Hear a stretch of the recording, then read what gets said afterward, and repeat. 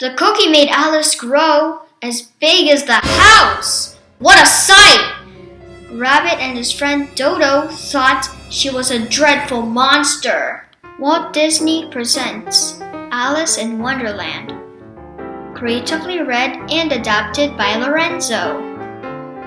Based on the story by Lewis Carroll. Storytime is fun. This is my way of encouraging kids like me to read, learn, and have fun. Come join me for a story time with Lorenzo. Have you ever tried to listen to a long, boring school book on a warm, lazy day? And have you ever wondered why anyone would make a book so boring? Then you are just like Alice, because that is exactly what happened to her. Alice was growing very tired listening to her sister read. Just as her eyes began to close, she saw a white rabbit hurry by, looking at his pocket watch and talking to himself. Alice thought that was very curious indeed.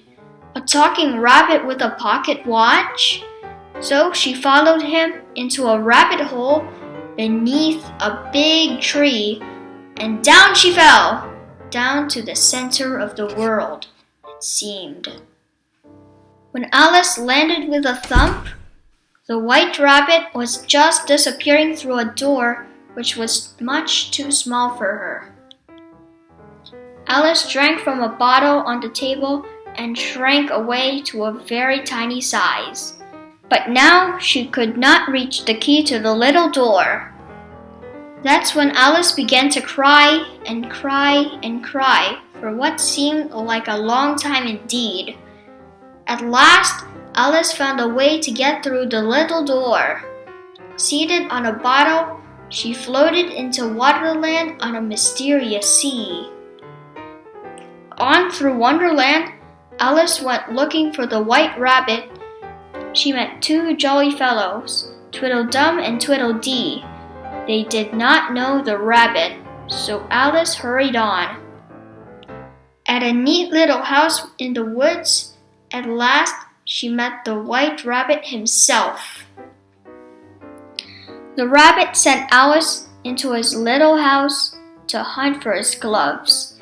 But instead, she found some cookies labeled, "Take one," so she did. The cookie made Alice grow as big as the house. What a sight!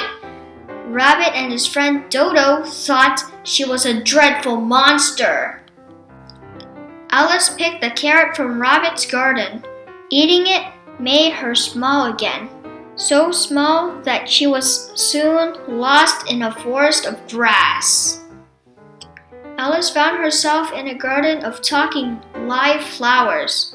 There were bread and butterflies and rocking horseflies too.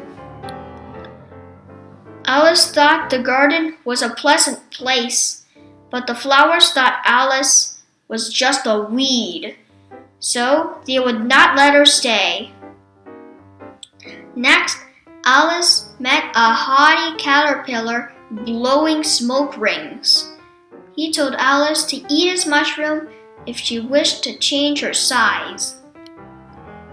Alice sampled one side and shot up taller than the treetops, frightening the birds, but another bite made Alice just the right size. Now which way shall I go? Alice wondered. The signposts she found along the path were no help. They pointed all over. If I were looking for the white rabbit, I'd ask the Mad Hatter, said a grinning Cheshire cat up in a tree. He lives down there. Alice found the Mad Hatter and the March Hare having a tea party to celebrate their unbirthdays. The Mad Hatter sang, "Now statistics prove that you've one birthday, but there are 364 unbirthdays. Why, today is my unbirthday too," said Alice. The Mad Hatter and the March Hare celebrated their unbirthdays at the tea party. Alice joined them for a while. After that nonsensical tea party, Alice wanted to go home, but none of the strange creatures seemed to know the way. Alice made her way to the castle. Alice wandered into the Queen's garden.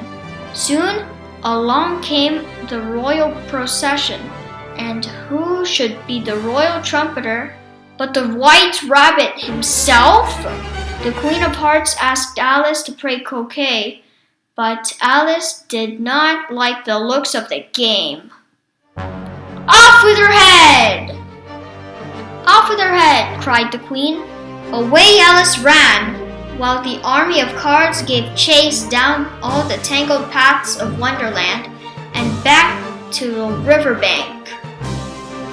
And suddenly, Alice was awake, outside, and no longer in her Wonderland. Alice tried to tell her sister all about the Mad Hatter and on birthdays and the Cheshire Cat and the Queen of Hearts and especially the White Rabbit. But you know how it is with some people?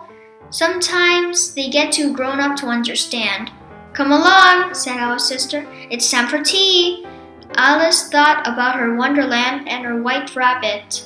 She decided she would remember them for all time, no matter how grown up she might ever be. And then she went for tea. The end. Discover your favorite bedtime story creatively read by me. Thanks for watching. And also, this story is dedicated to Lee Marie. If you like this video, like and subscribe.